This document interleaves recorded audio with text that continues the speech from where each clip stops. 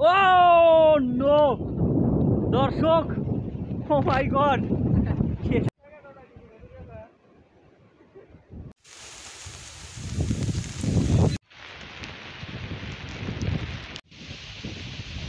আসসালামু আলাইকুম বন্ধুরা, শুভেচ্ছা জানাচ্ছি বিলকুরুলিয়ার পার থেকে।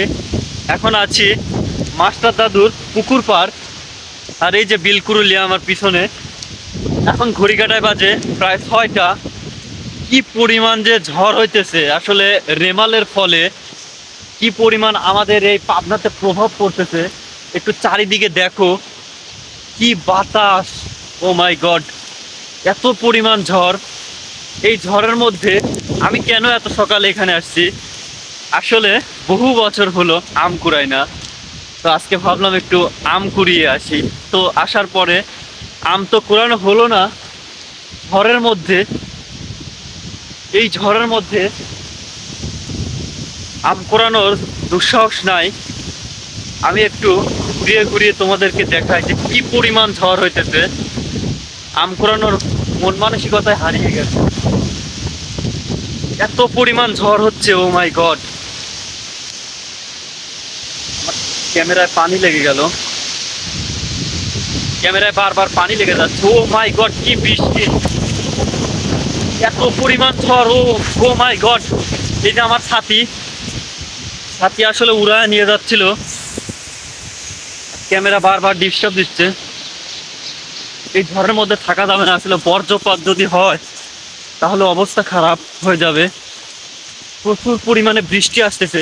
এই যে আমার চারিদিকে দেখায় কি পরিমাণ বৃষ্টি, আমি তো ভয় পেয়ে যাচ্ছি। বারবার শুধু ক্যামেরায় সমস্যা হচ্ছে, স্ক্রিন পানি পড়ে এমনিতেই কাজ করতেছে। আমার চারিদিকটা একটু দেখো যে কি পরিমাণ বৃষ্টি হইতেছে।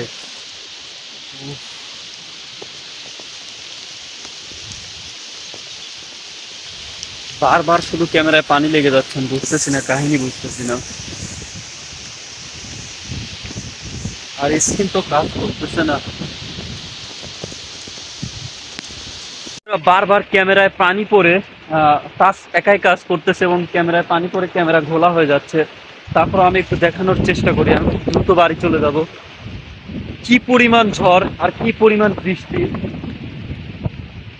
বাঁশের ঝাড়ে এই দিকে তাকাইলে বোঝা যাচ্ছে যে কি পরিমাণ বাতাস হচ্ছে, একদম ছাই ছাই করে হু হু করে বাতাস আসতেছে।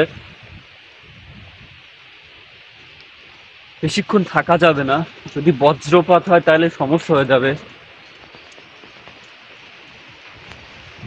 আমার বাড়িতেই অনেক, তারপরেও আমি আসছি এদিকে। আমি ভাবছি হয়তো এতটা ঝড় হবে না।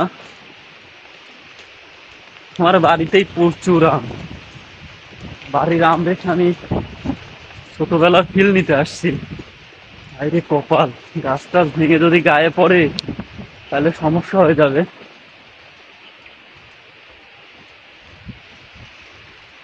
শুধু খালি ক্যামেরায় সমস্যা হচ্ছে।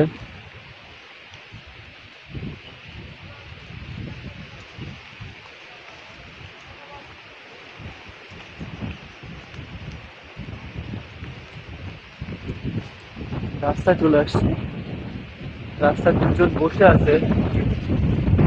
মানে এই ঝড়ের মধ্যে ওরা যে কি করতেছে আমি একটু জিজ্ঞেস করি। ওই, এই ঝড়ের মধ্যে কি করো? হ্যাঁ, এই ঝড়ের মধ্যে কি করো? বন্ধুরা, এদের দর্শক, ঘরের মধ্যে দুজন বসে আছে। আমি আসছিলাম ছোটবেলার ফিল নিতে আম কুড়াইতে, তো এসে দেখি এরা দুজন ঝড়ের মধ্যে বসে আছে। কি একটা ঝড় ওইদিকে হচ্ছে, আমি দৌড়ে চলে আসছি, খুব দ্রুত বাড়ি চলে যাব। আর আমার চারিদিকটা একটু দেখাই। আজকের ওয়েদার, রেমালের ফলে আজকের ওয়েদার ভীষণ খারাপ। আর বাতাস না হলে, এরকম বৃষ্টি হলে ঘরে থাকার মজাই অন্যরকম। তবে বিদ্যুৎ নেই। বিদ্যুৎ কখন থেকে নাই জানো? বিদ্যুৎ নেই কখন থেকে?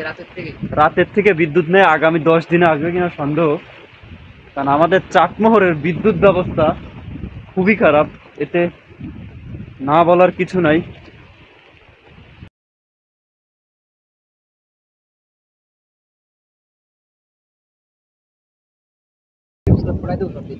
ও নো দর্শক, ও মাই গড, এটা কি হলো? ও নো শীত, আমার ছাতি একদম ভেঙে গেছে। আমি ভাবতেও পারি না এইভাবে উড়াই দিয়ে যাবে। ও মাই গড,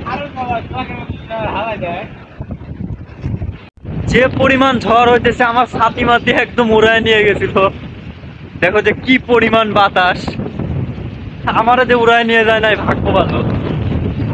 আমি একটু দেখাই যে কি পরিমাণ বাতাস, অনেক দিনের গরম, একদম দুর্বিষহ হয়ে পড়েছিল জীবন।